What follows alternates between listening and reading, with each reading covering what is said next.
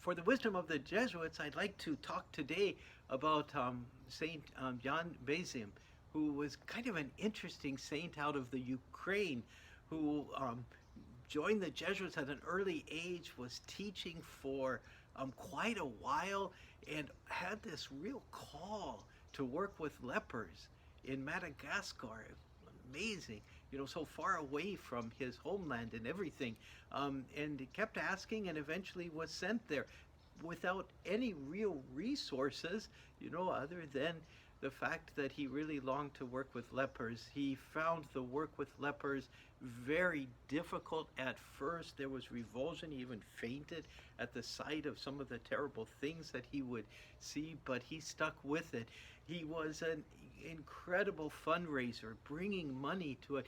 And even though there was no cure for Hansen's disease at that time, he began to study and to see if we keep people well nourished, then the disease progresses less, and it is less transmissible if the people have some sort of health. So he began to try to find nourishing food and increase the ration of rice for the people, and found that that was so helpful for them.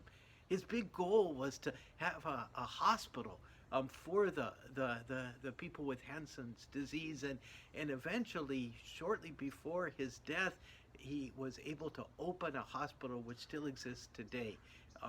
In the process of doing that, he marshaled all sorts of resources from Austria, from Germany, from Poland, in order to support the beloved lepers, the beloved people with Hansen's disease that he had come to dedicate his life to. For him, this sort of almsgiving was the pouring out of his whole life, but it also brought him to prayer, and prayer brought him to them. He was a man that the Eucharist, they say, was the center of his life.